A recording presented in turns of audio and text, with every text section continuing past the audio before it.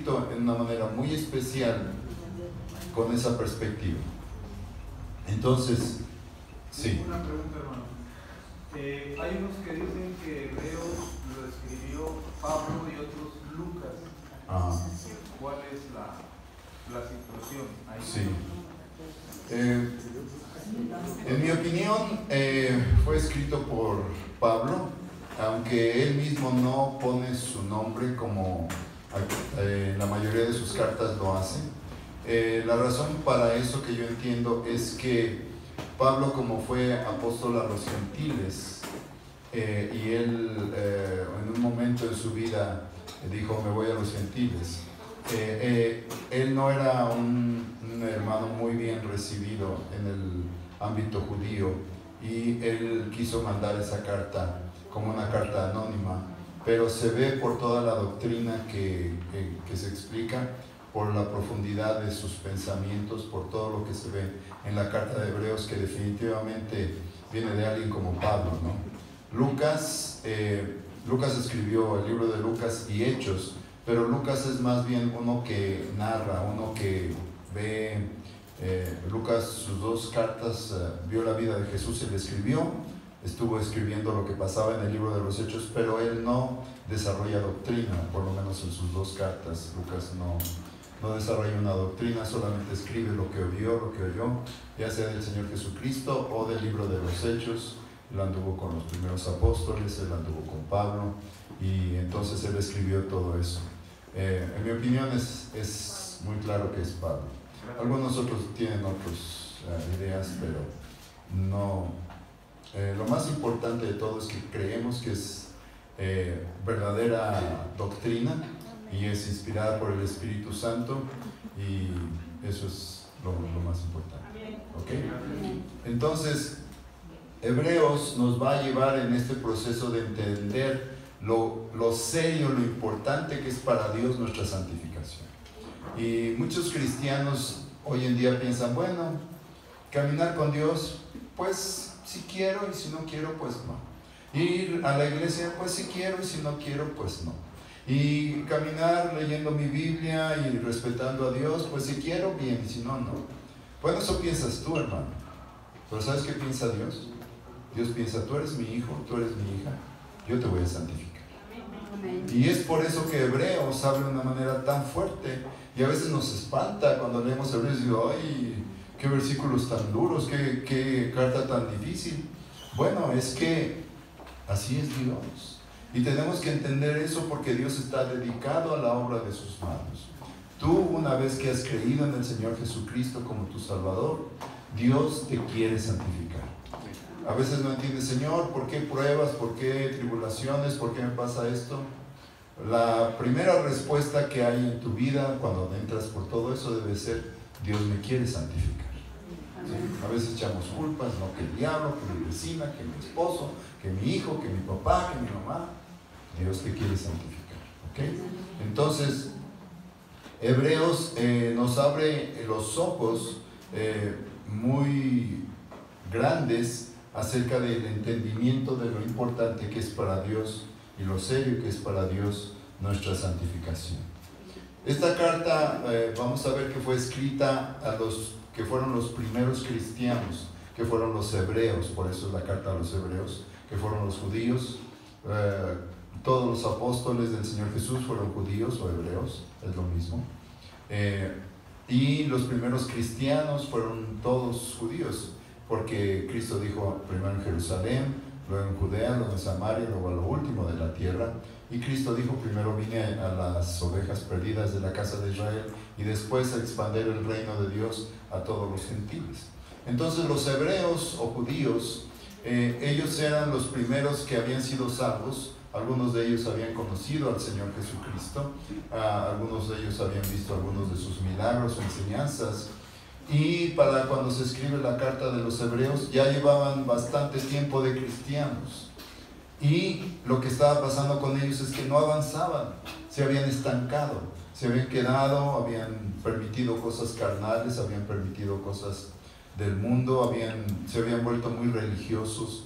Estaban queriendo volver a la ley, estaban queriendo volver a establecer el sacerdocio de Leví, los del Antiguo Testamento, y todas las cosas que ellos veían en el Antiguo Testamento los querían meter a la fe cristiana, y estaban poniendo todas esas cosas de la ley dentro de la fe cristiana. Y por eso Pablo les escribe y les dice: un momentito, no es por ahí. Y entonces viene con estas serias advertencias en las cuales él quiere sacudirlos y quiere decirles: el único al que debemos nosotros servir y el único que nosotros debemos seguir es al Señor Jesús. Porque toda la ley, todos los ritos de la ley, todos los sacrificios, todo el sacerdocio, todas las cosas que se hacían, las 7 fiestas del año de Israel, y todas las cosas que se hacen en el Antiguo Testamento, todo eso estaba hablando de alguien, de Cristo. Así es que cuando vino Cristo, Él cumplió todo lo que había en el Antiguo Testamento, todo Cristo lo cumplió. Y entonces Hebreos les va a decir: olvídense de las cosas de la ley y sigan a Cristo.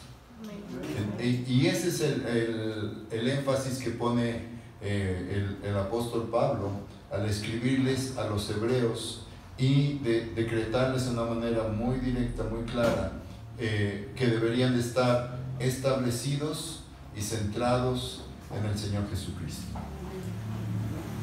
Entonces tenemos que entender esos aspectos para entrar a estudiar la carta a los hebreos, ¿sí? Hay 2 cosas principales: justificación, santificación, y el asunto de que los hebreos deberían de ser ya más maduros, maestros, gente con crecimiento espiritual, y se habían estancado porque se habían vuelto legalistas. Esto es que querían traer otra vez a meter cosas de la ley dentro de la fe cristiana. Y las advertencias tan claras que Hebreos nos habla acerca de la santificación, ¿ok? Entonces, el capítulo 1 de la carta de los Hebreos, obviamente no tenemos tiempo de ver toda la carta, tenemos unos minutos, pero sí es importante que nos demos cuenta de esto. Capítulo 1 de Hebreos, podemos leer un poquito de la carta para que tengamos una idea un poquito más clara.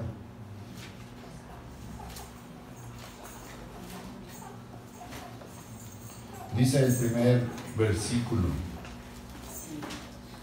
Hebreos 1:1: Dios, habiendo hablado muchas veces y de muchas maneras en otro tiempo a los padres por los profetas, en estos postreros días nos ha hablado por el Hijo, a quien constituyó heredero de todo y por quien asimismo hizo el universo, el cual, siendo el resplandor de su gloria, de la gloria de Dios, y la imagen misma de su sustancia, quien sustenta todas las cosas con la palabra de su poder, habiendo efectuado la purificación de nuestros pecados por medio de sí mismo, se sentó a la diestra de la majestad en las alturas, hecho tanto superior a los ángeles, cuanto heredó más excelente nombre que ellos. Entonces, aquí en esta pequeña introducción, el apóstol les dice: Cristo es mayor que los profetas, Cristo es mayor que los ángeles.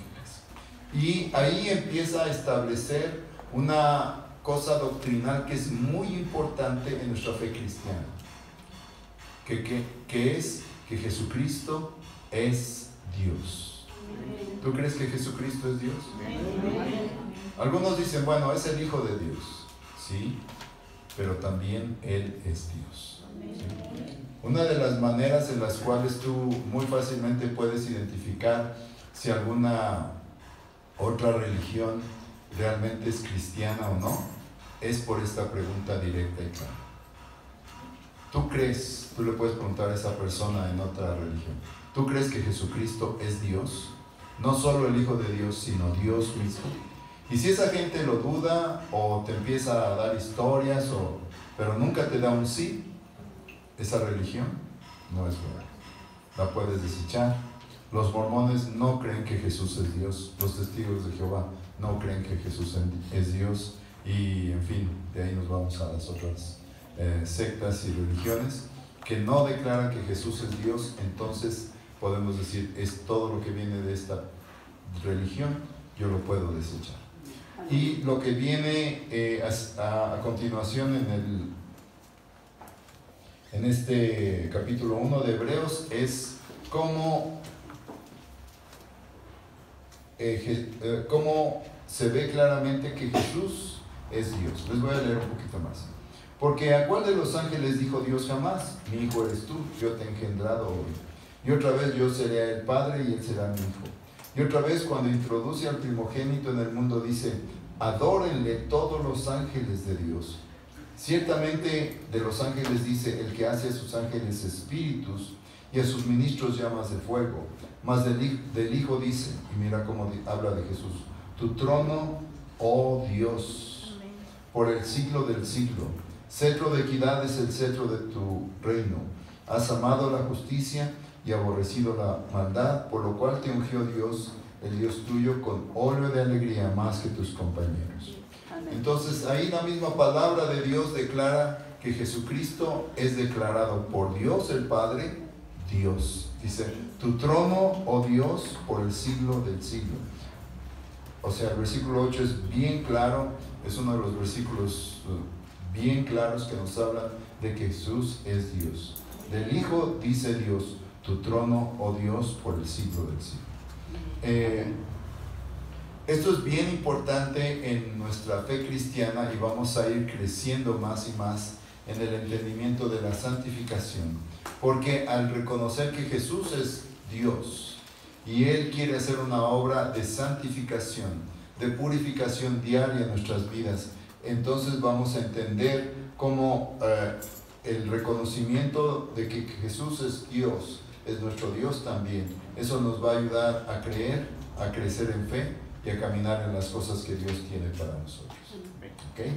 Entonces, el capítulo 1 termina diciéndonos en una manera muy clara cómo Dios o Jesús es mucho mayor que los profetas, es mucho mayor que los ángeles. Y una vez que hemos entendido que nuestro Salvador, que nuestro Jesucristo es Dios, aquí viene Pablo en el capítulo 2 con la primera advertencia, ¿sí?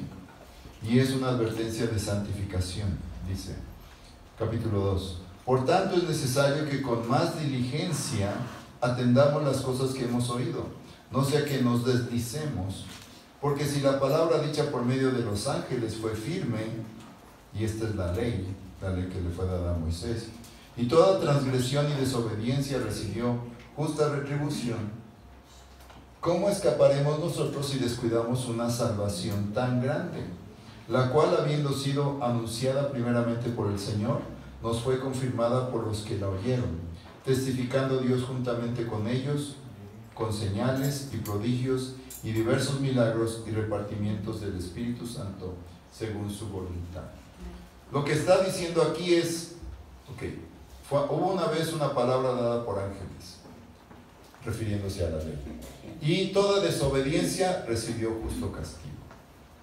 Ahora, tú has recibido una palabra no de ángeles, sino una palabra de Dios. Amén. Una salvación que te ha sido dada de una manera completa por nuestro Señor Jesucristo. Amén.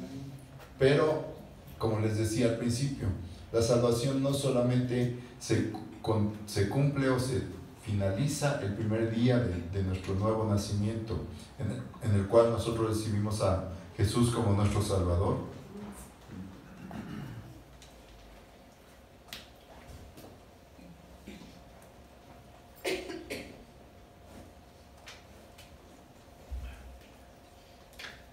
sino que nuestra salvación también continúa,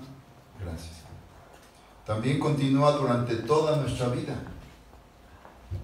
Y eso es muy importante que lo entendamos. Salvación empieza con justificación, pero salvación continúa con santificación. Y salvación termina con glorificación. La Biblia usa la palabra salvación en tres diferentes maneras. La utiliza en tiempo pasado, cuando dice fuimos salvos. hay versículos que hablan de nuestra justificación y entonces dice fuimos salvos. Salvación inicia con nuestra justificación. Salvación continúa con nuestra santificación, porque hay textos que hablan de la salvación en tiempo presente, como este que estamos viendo. Debemos de cuidar nuestra salvación, o sea, estamos en nuestra salvación cada día, o más bien no debemos de descuidar nuestra salvación. Quiere decir, no debemos de dejar de ser santificados. Y la salvación va a venir. Dice, otro texto dice, aún está más cerca nuestra salvación que cuando creímos.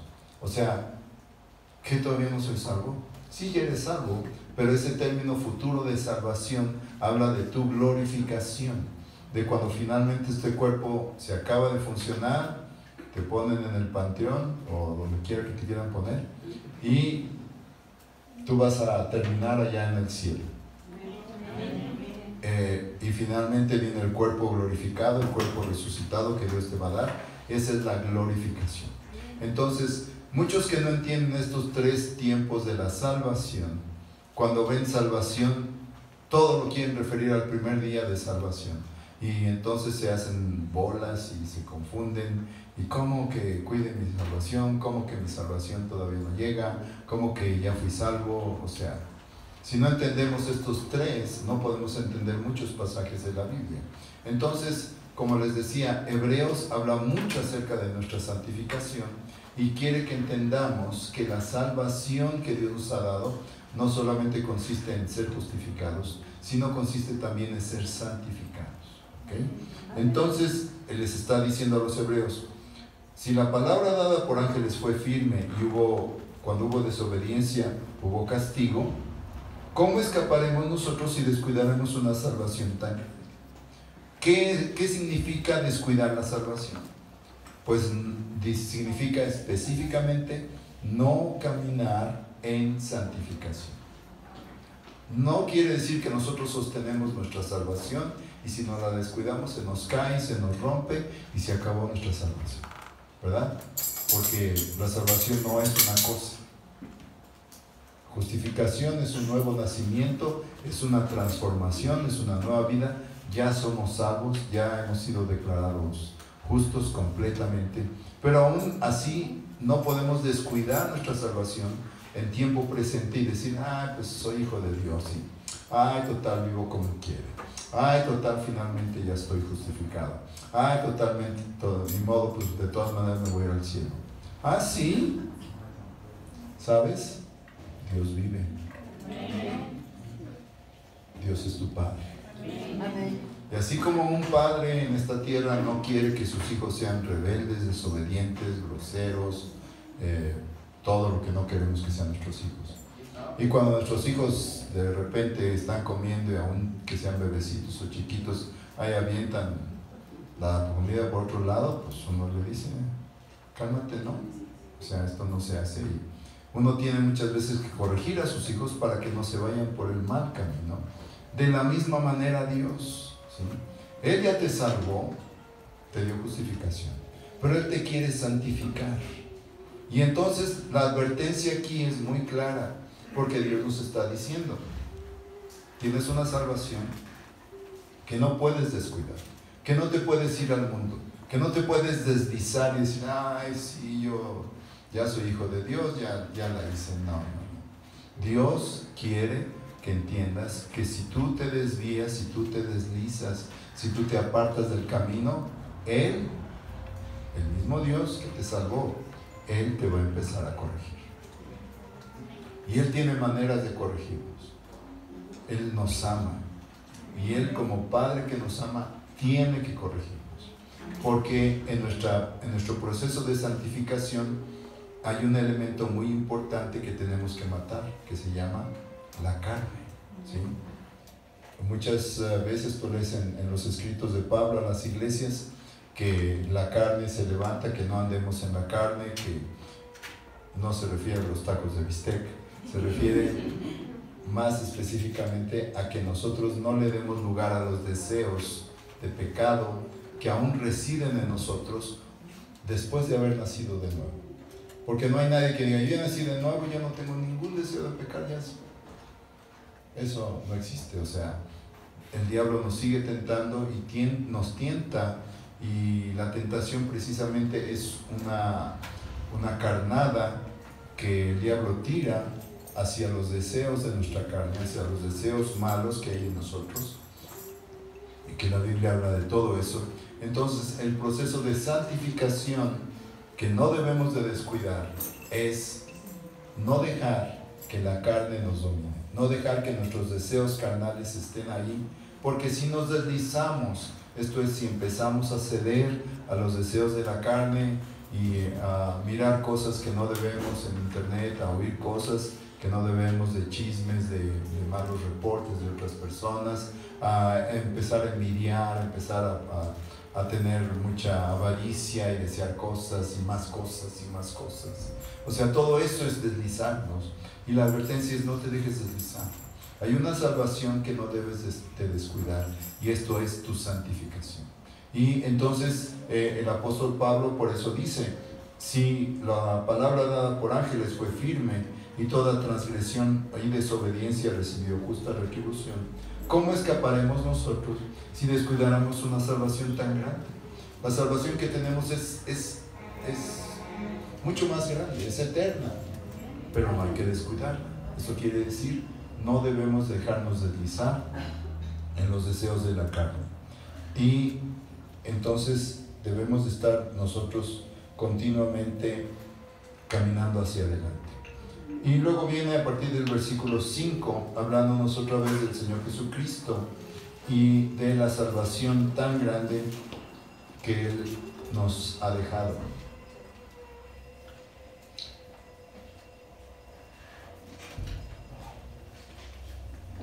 Vamos a leer el versículo 10, hablando acerca de Jesucristo, que es el autor de nuestra salvación. Dice: porque convenía que aquel por cuya causa son todas las cosas, y por quien todas las cosas subsisten, que habiendo de llevar muchos hijos a la gloria, y aquí está hablando de nuestra glorificación, que va a suceder un día, perfeccionase por aflicciones al autor de la salvación de ellos.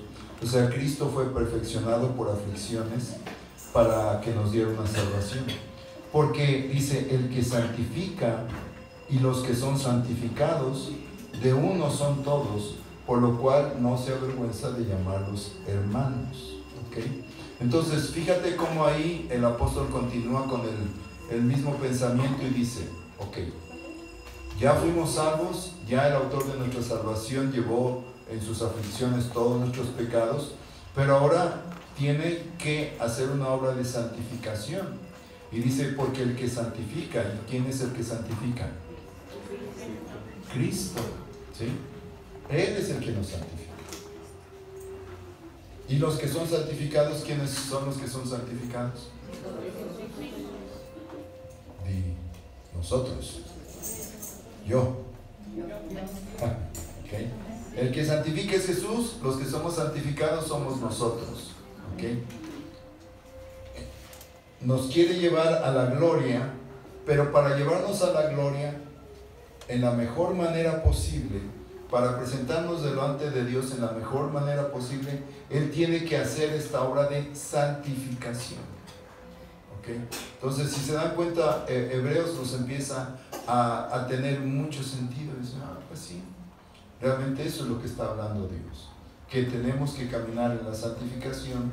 Y el punto importante aquí es que el que nos va a santificar es el mismo que nos justificó, que es Dios. Él también nos va a santificar, y una vez en el futuro Él se va a presentar delante de Dios, como dice el versículo 13, dice: y otra vez yo confiaré en Él, y de nuevo he aquí yo y los hijos que Dios me dio. O sea, un día tú te vas a presentar con el Señor Jesucristo allá en el cielo, y Él va a decir: he aquí yo y mis hijos que Dios me dio. Nosotros somos los hijos de Dios, y Él tiene la labor de santificarnos. Capítulo 3. Vamos a ver hasta dónde llegamos.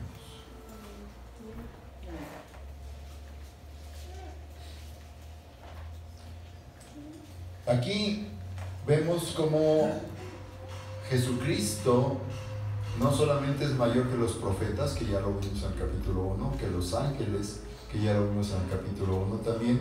Aquí en el capítulo 3 nos va a mostrar que Jesús es mayor que Moisés.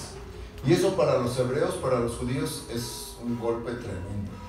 Porque ellos consideran que Moisés ha sido el mayor profeta y el mayor líder de todo Israel por toda la historia. Mayor que David, mayor que los profetas, ellos consideran a Moisés. Pero entonces, cuando Pablo les está escribiendo a los hebreos, les dice, también Jesús es mayor que Moisés. Y dice, versículo 1, por tanto, hermanos santos, participantes del llamamiento celestial, considerad al apóstol y sumo sacerdote de nuestra profesión, Cristo Jesús, el cual es fiel al que le constituyó, como también lo fue Moisés en toda la casa de Dios. Porque tanto mayor gloria que Moisés es estimado digno cuanto tiene mayor gloria que la casa, el que la hizo. Entonces aquí dice, ¿quién tiene mayor gloria, Moisés o Jesús? Jesús es mayor que Moisés. ¿Sí? Y esto, en una manera directa, el apóstol les está escribiendo a los hebreos y les dice, se están desviando del camino de Dios. Porque ellos querían volver a los ritos de Moisés, a la ley de Moisés, a establecer las cosas de la ley de los 10 mandamientos y que se circuncidaran todos los que habían creído que eran gentiles, que no habían sido circuncidados, ahora tenían que circuncidarse y guardar el sábado y guardar las fiestas y guardar todas las cosas de la ley. Entonces le dice aquí, tiene mayor gloria Jesús que Moisés. Y al que debemos de agradar no es a Moisés, sino a Jesús. Dice, porque la casa es hecha por alguno, pero el que hizo todas las cosas es Dios. Y Moisés, a la verdad, fue fiel en toda la casa de Dios como siervo, para testimonio de lo que se iba a decir. Pero Cristo como hijo sobre su casa, la cual somos nosotros, si retenemos hasta el fin la confianza y el gloriarnos de la esperanza. ¿Sabes qué es lo que hace el proceso de santificación en tu vida? Te hace que tú seas habitación de Dios. Moisés construyó un tabernáculo. ¿Han estudiado el tabernáculo aquí? Yo creo que sí, ¿verdad? Muy bien. Ese tabernáculo lo construyó Moisés en el desierto, y lo construyó Moisés porque Dios le dijo, habitaré en medio de ellos. Entonces la gloria de Dios, la presencia de Dios estaba en aquel lugar, en aquel tabernáculo. Pero ¿cuál es la casa de Dios que Dios está construyendo en el Nuevo Testamento? Nosotros. La iglesia no es las paredes, somos nosotros. Hace rato no estaba la iglesia, ahora ya está. Ya llegaron todos. Entonces, qué bueno, ¿verdad? Somos la casa de Dios, pero hay un detalle. Así como el templo fue construido trayendo material y trayendo cosas, y primero tenían que ser preparadas para después ponerse e instalarse en la casa de Dios, Dios tiene que hacer un trabajo de santificación en tu vida primero, antes de que Dios pueda habitar en plenitud en ti. ¿Sí? Si tu vida está llena de malos deseos, de malas costumbres, de malos hábitos, si eres grosero, si eres enojón, si eres melancólico, si eres carnal, Dios no puede habitar ahí, ¿verdad? Primero tiene que haber una limpieza. Y es por eso que dice, la cual casa somos nosotros, si retenemos firme hasta el fin la confianza y el gloriarnos de la esperanza. Otra cosa muy importante que vemos aquí en el libro de los Hebreos es que tiene muchas condicionales. La glorificación, la única condición que tiene, la justificación, la única condición que tiene para que tú seas justo y nacido por Dios y nueva criatura, la única es creer en Jesús como tu Salvador. ¿Sí? La santificación tiene varias condiciones. a medida que vamos avanzando en la vida cristiana, vamos cumpliendo esas condiciones y entonces vamos recibiendo las bendiciones, la herencia, la presencia de Dios. ¿Sí? Dios nos va llevando de la mano cada paso y cada vez que vencemos, cada vez que avanzamos, cada vez que somos más santos para Dios, vienen más cosas a tu vida cristiana. Dios no tiene hijos favoritos. Dios no tiene hijos que quiere más y hijos que quiere menos. ¿Entiendes eso? Y tú te preguntas, ¿por qué unos tienen más de Dios? Porque han crucificado más su carne y han querido caminar más con Dios. Esa es la diferencia. No depende de Él. Él nos ama a todos. Él quiere que todos caminemos. Pero hay algunos que quieren caminar y otros no quieren caminar. Y Dios no los va a llevar hacia arrastras. ¿Sí? Dios va a querer que cada uno, a través de los tratos, a través de las disciplinas, a través de las pruebas, respondamos a Dios con arrepentimiento y le digamos, sí, Señor, me rindo a ti, camino contigo, quiero hacer tu voluntad. Y vas a ver ahí cómo la bendición de Dios va a venir. Una de las grandes bendiciones, yo diría la más grande, es la presencia de Dios. Porque aunque no tengamos ni un quinto, si tenemos la presencia de Dios, lo tenemos todo. Entonces, aquí la invitación es, nosotros somos la casa de Dios si retenemos o si mantenemos firme hasta el fin la confianza y gloriarnos en la esperanza. Esto es, no estamos viendo las cosas terrenales, sino estamos viendo las cosas eternas.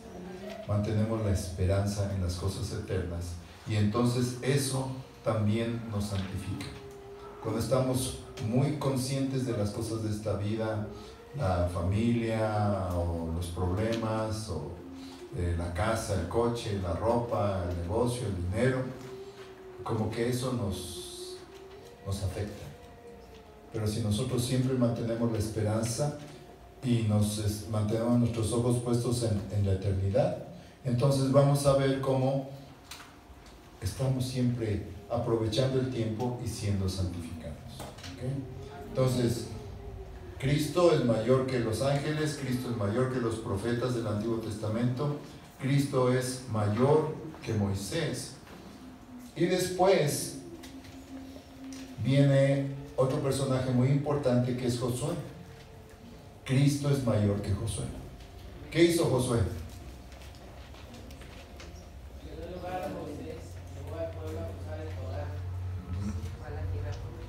Muy bien. Tomó el lugar de Moisés, cruzaron el Jordán y entraron a la tierra prometida.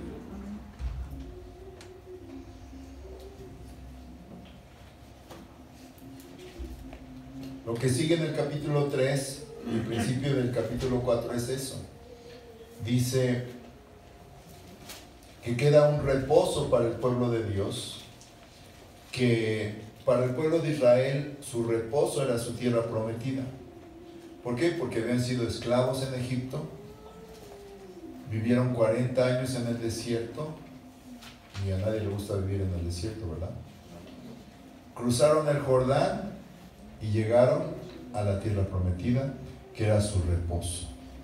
Ellos dijeron, ya llegamos. ¿Cómo llegar a casa después de un largo viaje o después del trabajo? Ya llegué a mi lugar de reposo, está mi esposa, mis hijos, mi cama, mi comida. En nuestra casa nos sentimos que estamos en nuestro lugar de reposo, ¿verdad?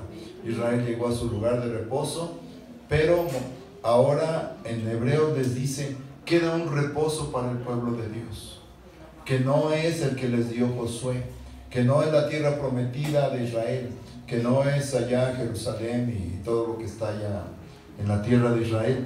Queda un reposo para el pueblo de Dios y nos ayuda a entrar en el reposo por medio de la fe. Por ejemplo, podemos leer versículo 14, capítulo 3, versículo 14. Porque somos hechos participantes de Cristo con tal que retengamos firme hasta el fin nuestra confianza desde el principio. Entre tanto que se dice, si oyereis hoy su voz, no endurezcáis vuestros corazones como en la provocación. ¿Y quiénes fueron los que habiendo oído le provocaron? ¿No fueron todos los que salieron de Egipto por mano de Moisés? ¿Y con quiénes estuvo el disgustado 40 años? ¿No fue con los que pecaron, cuyos cuerpos cayeron en el desierto? ¿Y a quienes juró que no entrarían en su reposo, sino aquellos que desobedecieron? Y vemos que no pudieron entrar a causa de incredulidad. ¿Qué es lo que te va a llevar a ti a entrar en el reposo? En el reposo de Dios. Creerle a Dios, creer a sus promesas, ¿sí? En esta vida tenemos muchas pruebas.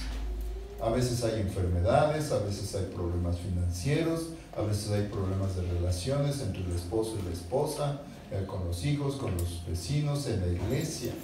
Wow, en la iglesia hay muchos problemas. Pero en todos ellos hay promesas de Dios. Y entrar en el reposo es creer esa promesa y hacerla nuestra.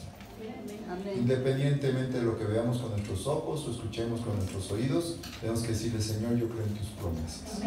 Y eso nos lleva a entrar en el reposo de Dios. Y lo que nosotros como cristianos vamos a vivir en esta tierra mientras llegamos al cielo no es una posesión natural como la tierra prometida que tuvo Israel, sino es poseer el reposo de Dios.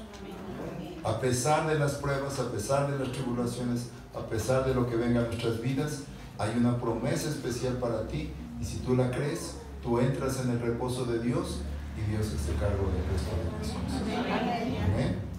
Entonces, bueno, un poquito más. Capítulo 4.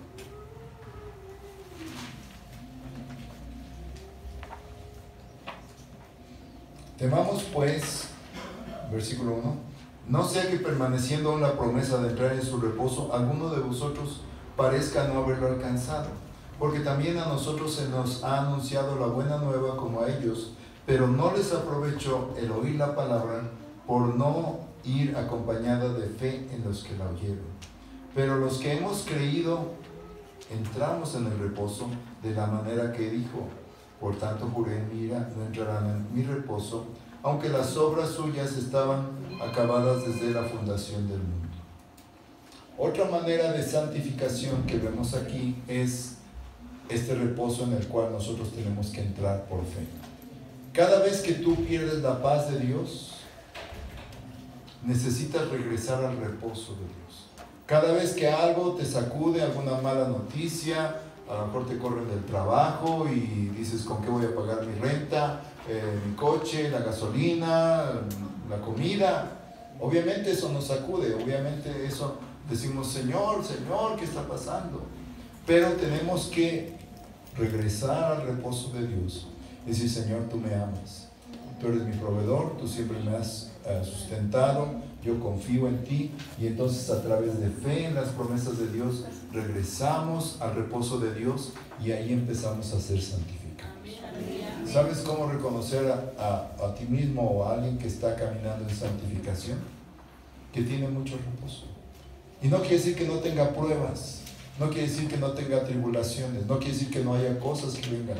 A todos nos pasa algo.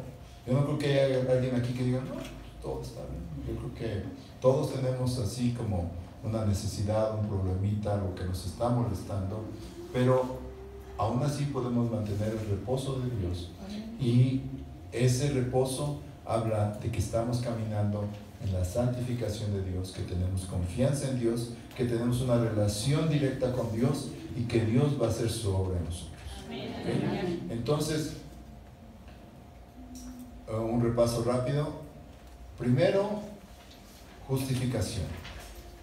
Nuestra justificación se da el primer día que somos salvos y somos justificados eternamente. Nunca vamos a perder esa justificación, porque el que nos declaró justos fue Dios, y nos declaró justos porque creímos en el Señor Jesucristo. El único requisito que se requiere para ser justificados es tener fe en el sacrificio del Señor Jesucristo. Ahí Dios dice: justificado, no hay más que hacer, queda terminado. Santificación es un proceso de toda nuestra vida cristiana, y Dios va a intervenir directamente en nuestras vidas como sus hijos cada día para enderezarnos, para encaminarnos a través de disciplinas, a través de diferentes cosas que tiene que hacer nosotros, porque tenemos que matar la carne, tenemos que morir a la carne y tenemos que vivir como hijos de Dios, ¿sí? Y finalmente, cuando hayamos sido santificados en esta tierra, va a llegar el día en que nuestra vida se va a acabar aquí y vamos a entrar en la gloria, y esa es nuestra futura salvación, nuestra glorificación. Amén. Muy bien. Se acabó la clase. Dos preguntas. Okay. No sé si tengan alguna duda. Adelante, sin miedo. No pega, ¿verdad? ¿Qué pasa con esa declaración bíblica donde dice que solamente 144,000 irán al cielo? Todas las demás personas, gente, vivirán aquí, pero no eternamente, sino que van a morir.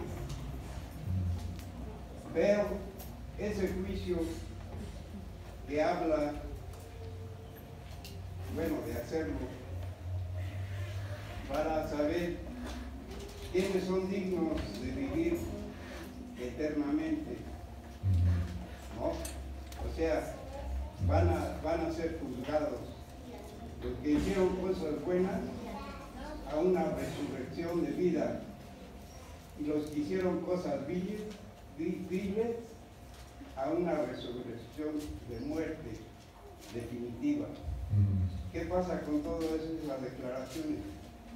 Si me lo puede explicar. Se lo voy a explicar de una manera clara, sencilla, y si quiere más explicación, podemos hacerlo. Lo más importante de todas las declaraciones es lo que Cristo dice. ¿Ok? Todo lo que después de Cristo es escrito en las epístolas de Pablo, de Juan, en el Apocalipsis, donde se menciona lo de los 144,000, está sujeto y tiene que ser interpretado en base a lo que Cristo dijo. Cuando se interpretan todas esas cosas fuera de lo que Cristo dijo, se crea una falsa doctrina. Es una falsa doctrina pensar que solo 144,000 van a ir al cielo y los demás van a estar en la tierra. ¿Por qué? Porque Cristo nunca dijo eso. Cristo dijo: el que cree en mí tiene vida eterna.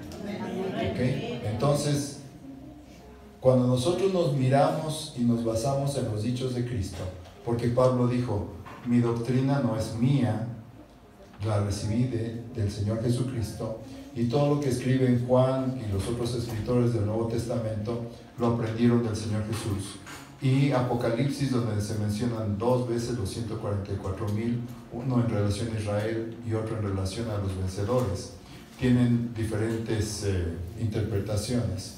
Deben de estar basados en Jesucristo, porque Apocalipsis significa la revelación de Jesucristo. Entonces, todo lo que está en Apocalipsis está claramente establecido en los escritos de los 4 evangelios, confirmado en el libro de los Hechos como una práctica diaria, y escrito para que las iglesias crezcan en todo eso, en todas las otras epístolas, desde Romanos hasta Judas. ¿Ok? No me deja muy convencido. Por eso le digo, si no lo dejo muy convencido, podemos platicar. La Biblia y he aprendido muchas cosas. ¿Usted cree que Cristo está es...? diciendo que Juan es mentiroso? No. Porque no se está... Silencio, por favor. Silencio. Él está... Silencio. Esa interpretación es... Cambie su vida espiritual. Discúlpeme si me retiro. Sí, no, está bien. Que Dios le bendiga. Dios le bendiga. Las dudas son a diario estas. Los diezmos son del Nuevo Testamento, se debe de guardar el reposo. El viernes les hablaba de reposo, porque ahorita hay corrientes, como tú dijiste al principio, el judaísmo está entrando mucho a las iglesias. Aparte, bueno, como el diablo no pudo con el mundo, ahora mete el judaísmo parte de la palabra. Algo acerca. Sí. Muy bien. En el centro de todo es Cristo, nuevamente. Pablo dice: nadie puede poner otro fundamento que el que está puesto, el cual es Jesucristo. ¿Dónde está Jesucristo revelado? Básicamente en los 4 evangelios. Allí está todo. Toda doctrina que explica Pablo en Romanos, en Corintios, todo nace de lo que está conectado directamente a lo que enseñó Jesucristo. Ahora, los diezmos, las ofrendas. ¿Cuál es la enseñanza de dar en el Nuevo Testamento? La enseñanza de dar en el Nuevo Testamento es siempre mayor que en el Antiguo Testamento. En el Sermón del Monte muchas veces Cristo usó esta frase: oísteis que fue dicho, mas yo os digo. ¿Sí? Oísteis que fue dicho, ojo por ojo, diente por diente. Mas yo os digo, por la mejilla y luego por la otra. ¿Sí? Siempre en el Nuevo Testamento la ley le queda chiquita. Los diezmos, podemos decirle a la gente, es bueno que diezmes para enseñarles una disciplina de darle a Dios, pero no son una imposición. Lo que Dios quiere en el Nuevo Testamento es que le des todo. No solo el diezmo, no solo las ofrendas, todo. Por eso el Nuevo Testamento dice, cada uno dé como propuso en su corazón. No con tristeza o con necesidad, porque Dios ama al dador alegre. Ese es, digamos, lo que sustituye la ley del Antiguo Testamento. Podemos enseñar el diezmo como una disciplina inicial para dar, para que digamos, ok, quiero aprender a darle a Dios. ¿Cómo le puedo hacer? Ok, aparta, empieza con el 10%, que es tu diezmo, de tus ofrendas, pero lo que Dios espera de ti es que le des todo.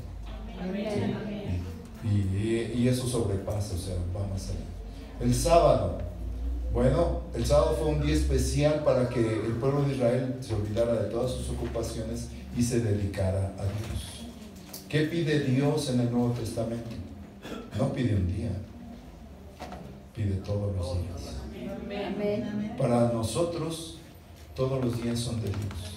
Y todos los días hay que buscarle, todos los días hay que leer la Biblia, todos los días hay que estar en comunión con Él, todos los días tenemos que adorarle, todos los días pues queremos estar en su presencia. Si nos queremos reunir los martes o los jueves o los sábados o los domingos, eso ya es decisión nuestra. Que puede ser a las 6 de la mañana, que puede ser a las 12 de la noche, puede ser a las 11 de la mañana, pero si obviamente nos reunimos los domingos porque es el día que todos descansamos, es el día que todos podemos venir y podemos hacer nuestras reuniones. No es una ley, no es ley contra ley, no es ley domingo contra sábado, o sea, para Dios es todo. Y en el Nuevo Testamento siempre vas a encontrar eso, que Cristo lo dio todo por nosotros y Él espera todo de nosotros. Vamos a tomar un pequeño receso y volveremos.